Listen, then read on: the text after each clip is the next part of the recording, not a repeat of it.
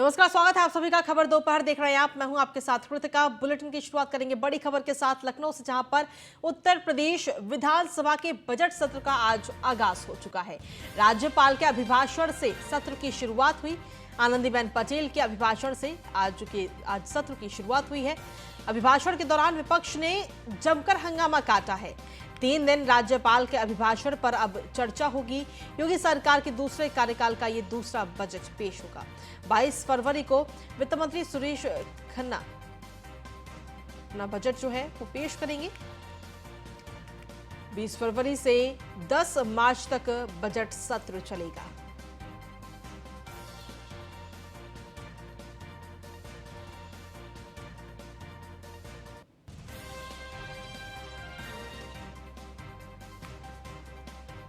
तो 20 फरवरी से 10 मार्च तक बजट सत्र चलेगा और आज इस सत्र का आगाज हो चुका है। आज राज्यपाल के अभिभाषण के साथ बजट सत्र की शुरुआत हुई, लेकिन आज पहले ही दिन विपक्ष की तरफ से जोरदार हंगामा भी देखने को मिला है। शिवपाल सिंह यादव के नेतृत्व में ये जोरदार हंगामा देखने को मिला। विपक्ष की तरफ से तख्ती लेकर आज विधायक पहुंचे विपक्ष के, और अभिभाषण के दौरान विपक्ष ने जमकर हंगामा काटा। आपको बता दें कि 22 फरवरी को वित्त मंत्री बजट पेश करते हुए नजर आएंगे उत्तर प्रदेश का। हालांकि उम्मीदें बहुत सारी हैं इस बजट से।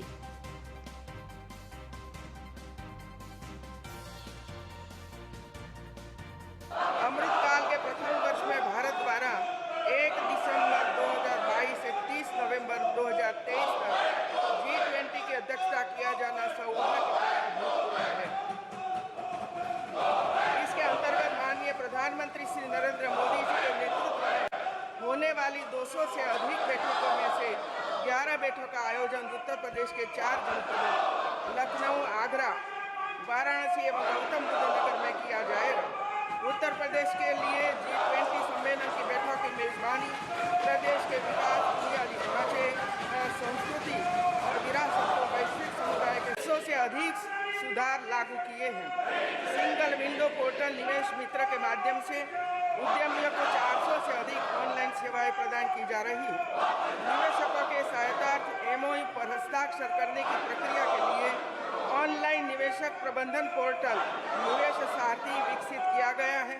ईज ऑफ डूइंग बिजनेस में उत्तर प्रदेश अचीवर्स श्रेणी में है। उत्तर प्रदेश सरकार ने अपना पहला इन्वेस्टर समिट माह फरवरी 2018 में आयोजित किया था। रेरा ने अब इस पे जो है आरती जारी होने के बाद से नहीं जमा किए गए तो आवंटियों को जो पैसा है उसको रिकवरी करने की बात कर रहा है। यानी कि अगर बात की जाए तो LDA पर जो है 20 करोड़ और आवास विकास परिषद पर 7 करोड़ रुपए का बकाया है। दोनों ही विभाग ऐसे हैं कि लखनऊ में बड़े बड़े चाहे प्लाटिंग हो या बड़े बड़े रो हाउसेस हो, इन दोनों में सभी लोगों की सहभागिता जो है वो बनी रहती है। लेकिन सबसे बड़ी बात यह है कि जो रेरा का जो टैक्स होता है वो टैक्स ना दे करके जो है फ्री होल्ड कर देना, प्लानिंग कर देना, इसको लेकर रेरा ने नाराजगी दिखाई है। जी चलिए, शुक्रिया तमाम जानकारी देने के लिए संदीप। और अगली खबर भी लखनऊ से, जहां पर बर्थडे पार्टी के बीच में 2 गुटों में जमकर मारपीट हुई है। मारपीट के दौरान दबंगों ने महिलाओं और बच्चों को अपना निशाना बनाया। सूचना पर पहुंची पुलिस ने मामला पूरा शांत कराया। पीड़ित की शिकायत के बाद दबंगों के खिलाफ कार्रवाई में पुलिस जुटी है। दुबग्गा थाना क्षेत्र स्थित सैदपुर गांव का ये पूरा मामला इस वक्त सामने आया है। अधिक जानकारी के साथ संवाददाता नीलेश चौहान जुड़ गए। नीलेश, क्या कुछ ताजा अपडेट इस पूरे मामले को लेकर? देखिए, एक बर्थडे पार्टी जहां पर 2 गुटों में ये झड़प हुई। देखिए, बिल्कुल आपको बता दूं कि दुबग्गा थाना क्षेत्र के सैदपुर गांव की पूरी घटना है, जहां पर एक बर्थडे पार्टी का आयोजन किया गया था। बर्थडे पार्टी के दौरान ही 2 गुटों में जमकर मारपीट हुई, लात घूंसे चले, कई लोग घायल हुए हैं। जब इसकी सूचना 112 पर पुलिस को दी गई तो मौके पर पहुंची पुलिस ने तत्काल मामले को संभाला और साथ ही साथ जो हुड़दंगाई थे, मारपीट करने वाले लोग थे, उनके ऊपर कार्रवाई करते हुए कई लोगों को हिरासत में लिया है। जो घायल लोग थे उनको अस्पताल पहुंचाया गया है। और साथ ही साथ अगर हम बात करें तो देर रात जब भी बर्थडे पार्टी का आयोजन होता है तो उसमें हुड़दंगाई जब होती है तो उस समय पुलिस की जो पेट्रोलिंग इकाइयां होती हैं उनको अगर वो नजर बनाए रखें तो इस तरीके की घटना को होने से रोका जा सकता है। फिलहाल जिस तरीके से दुबग्गा थाना क्षेत्र की घटना सामने आई है, जमकर मारपीट हुई, इस पर पुलिस ने त्वरित संज्ञान लेते हुए कार्रवाई करने के जो है आदेश जारी किए। ठीक है, शुक्रिया तमाम जानकारी देने के लिए नीलेश।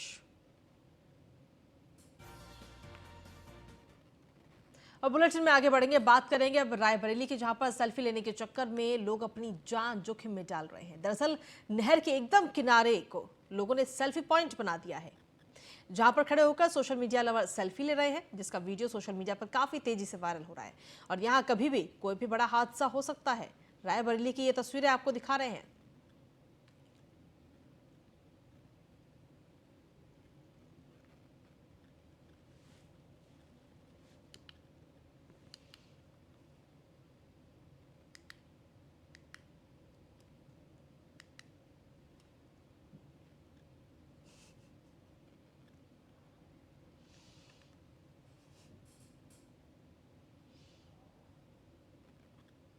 और बुलेटिन में आगे बढ़ेंगे, बात करेंगे अब लखनऊ की, जहां पर 3 आईएएस अधिकारियों के ट्रांसफर इस वक्त किए गए हैं। आईएएस अनुज मलिक को अपर आयुक्त गोरखपुर मंडल की जिम्मेदारी दी गई। आईएएस गौरव कुमार ओएसडी लखनऊ विकास प्राधिकरण बनाए गए हैं। वहीं सतीश पाल बने हैं अपर मुख्य कार्यपालक अधिकारी नोएडा। तो ये बड़ी खबर आप तक पहुंचा रहे हैं। 3 आईएएस अफसरों के ये तबादले किए गए हैं, अलग अलग जिम्मेदारियां अब दी गई हैं इनको। तो बड़ी खबर आप तक पहुंचा रहे हैं। 3 आईएएस अधिकारियों का ये ट्रांसफर इस वक्त किया गया है, ये बड़ी खबर आप तक पहुंचा रहे हैं। आईएएस अनुज मलिक बने हैं अपर आयुक्त गोरखपुर मंडल की जिम्मेदारी उन्हें दी गई। आईएएस गौरव कुमार ओएसडी लखनऊ विकास प्राधिकरण बनाए गए हैं। और वहीं सतीश पाल को अपर मुख्य कार्यपालक अधिकारी नोएडा की जिम्मेदारी दी गई है। ये बड़ी खबर आप तक पहुंचा रहे हैं।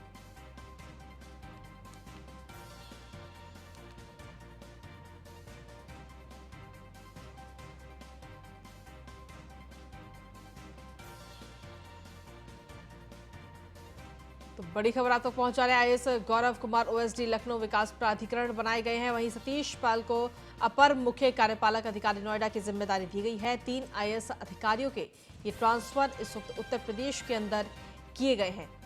उनका जो कार्यक्षेत्र उसमें बदलाव किया गया। आईएएस अनुज मलिक को अपर आयुक्त गोरखपुर मंडल की जिम्मेदारी दी गई है।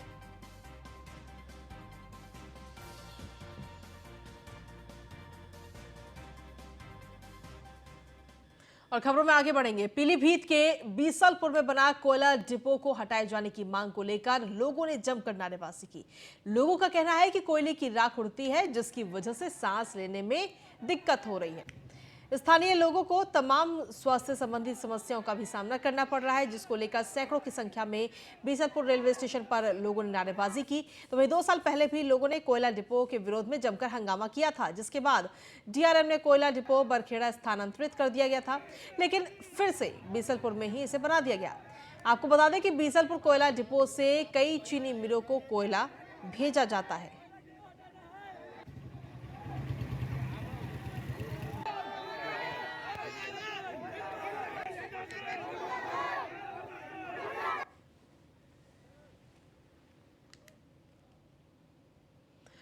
और खबर दोपहर में अब अगली खबर है हरिद्वार जिले से, जहां पर रुड़की में एक पटाखों के गोदाम में अचानक भीषण आग लग गई और इस आग लगने से 3 लोगों की मौके पर ही मौत हो गई। घटना शहर के मेन बाजार में पंचायती धर्मशाला के पास की है। आग लगने के बाद पटाखों के गोदाम में 5 लोग फंस गए। सूचना पर पहुंचे दमकल कर्मियों ने भारी मशक्कत के बाद में गोदाम में फंसे 5 लोगों को सुरक्षित बाहर निकाला, जिनमें से 3 की झुलसने से मौत भी हो गई। गोदाम में आग बुझाने के उपकरण मौजूद न होने से दमकल विभाग की टीम को भारी दिक्कतों का सामना भी करना पड़ा।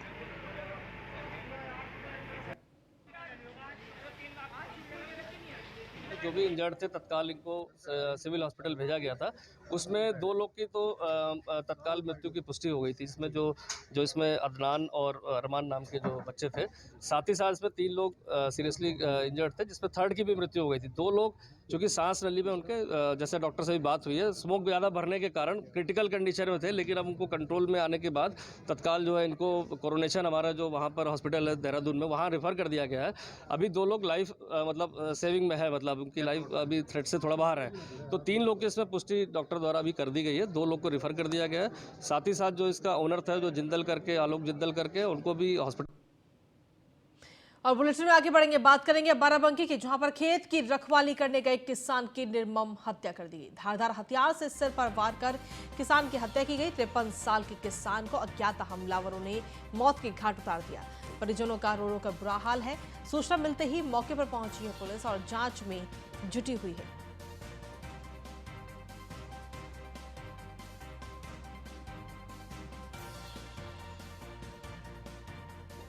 धर्मेंद्र वर्मा हैं जो सतरिक से करीब 2 किलोमीटर दूर पर इनका खेत है।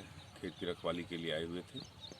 वहाँ पर रात में नुकीली चोट इनके सर में लगी हुई है, जिससे इनकी मृत्यु हुई है संदिग्ध परिस्थितियों में। इस पर हमारी फील्ड यूनिट सभी अधिकारी यहाँ मौके का निरीक्षण कर लिए हैं। इसमें कुछ क्लू मिले हैं, उस पर काम चल रहा है। शीघ्र ही घटना का अनावरण किया जाएगा। और अगली खबर आगरा से, जहां पर बहन भाई का प्रेम दिखा। जहां एक विकलांग बहन को पीठ पर बैठाकर ताजमहल दिखाने के लिए फिरोजाबाद से ताज आया है भाई। व्हीलचेयर नहीं मिलने पर बहन को पीठ पर बैठाकर ले जाते हुए भाई का जो वीडियो है वो इस वक्त जमकर वायरल हो रहा है। ताजमहल परिसर के अंदर का ये पूरा मामला इस वक्त आपको दिखा रहे हैं। भाई बहन का जो प्यार है वो इसके जरिए कहीं ना कहीं झलकता हुआ नजर आया है।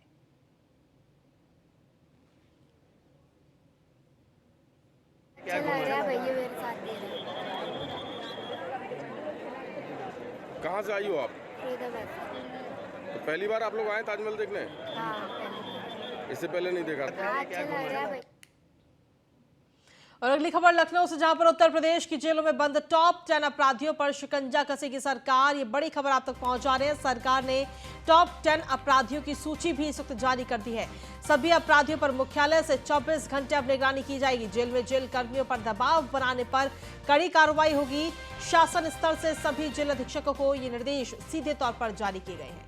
मुख्यमंत्री योगी आदित्यनाथ के निर्देश के बाद में ये सख्ती बढ़ी है।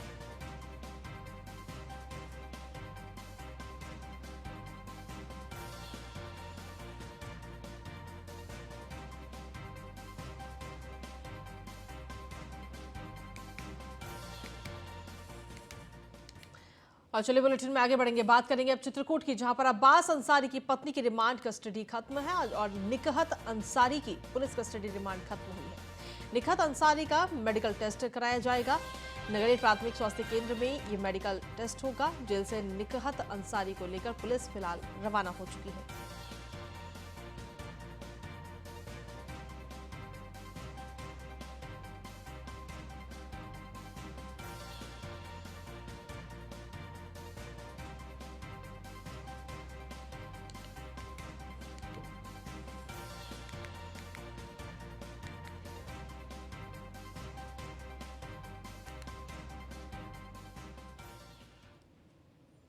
प्रधानमंत्री किसान सम्मान निधि के 4 साल पूरे होने पर बीजेपी ने चौपाल लगाने का ऐलान किया है। 24 फरवरी को बीजेपी देश भर के सभी जिलों में चौपाल लगाएगी। इसे लेकर न्यूज 1 इंडिया ने बीजेपी किसान मोर्चा के राष्ट्रीय अध्यक्ष राजकुमार चाहर से खास बातचीत की है। किसानों का सम्मान करने के लिए भारतीय जनता पार्टी किसान मोर्चा नमो किसान सम्मान दिवस का आयोजन करने जा रहा है। 24 फरवरी को इसका आयोजन होगा। हमारे साथ बात करने के लिए बीजेपी सांसद और भारतीय जनता पार्टी के किसान मोर्चा के राष्ट्रीय अध्यक्ष राजकुमार चाहर जी है। सर, लगातार प्रधानमंत्री भी जिक्र करते हैं, किसानों के सम्मान की बात होती है, सम्मान निधि दिया जाता है, तमाम तरीके की योजनाएं भारतीय जनता पार्टी और या सरकार की ओर से लाई गई। किसान जो योजना आप लोग 24 फरवरी की अगर हम बात करें, जो दिवस मनाने जा रहे हैं, क्या कुछ इसका उद्देश्य है? देखिए, किसानों की आय को बढ़ाने के लिए सबसे बड़ा क्रांतिकारी कदम देश की आज़ादी के बाद ये प्रधानमंत्री किसान सम्मान निधि माननीय प्रधानमंत्री आदरणीय श्री नरेंद्र मोदी जी ने दी। और ये 24 फरवरी 2019 को ये कार्यक्रम हुआ था गोरखपुर में, जहां इसकी घोषणा विधिवत रूप से माननीय प्रधानमंत्री जी ने की थी। 24 फरवरी 2023 को प्रधानमंत्री किसान सम्मान निधि के 4 वर्ष पूरे हो रहे हैं। तो 4 वर्ष पूरे होने पर भारतीय जनता पार्टी किसान मोर्चा देश भर में हर जनपद के अंदर नमो किसान सम्मान दिवस के रूप में इस दिन 24 फरवरी को मनाएगा। और उसमें किसान सम्मेलन होंगे, किसान चौपालें होंगी, किसान पंचायतें होंगी गाँव में, तो हर जिले में एक कार्यक्रम। तो इस तरह की एक योजना किसान मोर्चे ने बनाई है। और जो उसमें किसान आएंगे, विशेषकर लाभार्थी किसान जो प्रधानमंत्री किसान सम्मान निधि पा रहे हैं, ऐसे किसान जो प्राकृतिक खेती में और श्री अन्न में मोटा अनाज भी जो पैदा करने का काम करते हैं, उनको भी सम्मानित करने का काम किसान मोर्चे के कार्यकर्ता करेंगे। सर अगर हम बात करें तो जिले में इसका नेतृत्व कौन करेगा, क्या किसी को जिम्मेवारी दी गई है? देखिए, भारतीय जनता पार्टी का किसान मोर्चा का जो अध्यक्ष है जिले का, वो इसका नेतृत्व करेगा। उसी के नेतृत्व में ये कार्यक्रम होगा। हमारी इकाई सभी जिलों में है, हमारी इकाई सभी मंडल में है, और अब तो ग्राम पंचायत स्तर पर किसान मोर्चा की गठन की प्रक्रिया निरंतर जारी है। कई प्रदेशों में पूरी भी हो गई है, तो इसका करेंगे। और हमारे भारतीय जनता पार्टी के नेता, भारतीय जनता पार्टी के एमएलए, मिनिस्टर, सांसद, पार्टी के वरिष्ठ नेता, ये सब लोग इसमें सम्मिलित होंगे। सर आपको क्या लगता है कि 2024 का चुनाव भी नजदीक आ रहा है, ऐसे में किसानों की भूमिका काफी महत्वपूर्ण हो जाती है चुनाव की दृष्टिगत देखें तो? आपको लगता है कि जिस तरीके से भारतीय जनता पार्टी सरकार दावे करती है कि किसानों के लिए बहुत कुछ कार्य हुए हैं, उसका असर चुनाव पर भी देखने को मिलेगा? देखिए, निश्चित रूप से भारत कृषि प्रधान देश है और किसानों की अहम भूमिका हमेशा चुनावों में रही है। कांग्रेस पार्टी सहित अन्य राजनीतिक दलों ने जो यूपीओ को सपोर्ट करते हैं, उन लोगों ने हमेशा किसानों को छलने का, किसानों को बहकाने का, किसानों को भ्रम में डालने का हमेशा काम किया। धन्यवाद सर। तो ये थे हमारे साथ बीजेपी सांसद और भारतीय जनता पार्टी किसान मोर्चा के राष्ट्रीय अध्यक्ष राजकुमार चाहर जी, जिनका साफ तौर पे कहना है कि भारत का हर एक किसान भारतीय जनता पार्टी के साथ है, प्रधानमंत्री नरेंद्र मोदी के साथ है, और निश्चित रूप से 2024 में भी भारत का किसान भारतीय जनता पार्टी के जो विकास किए गए हैं उन पर भरोसा करेगा। वीडियो हिमांशु के साथ पीयूष तिवारी, नई दिल्ली। और खबरों का सिलसिला न्यूज़ इंडिया पर यूं ही लगातार जारी है। फिलहाल खबर दोपहर में इतना ही। नमस्कार।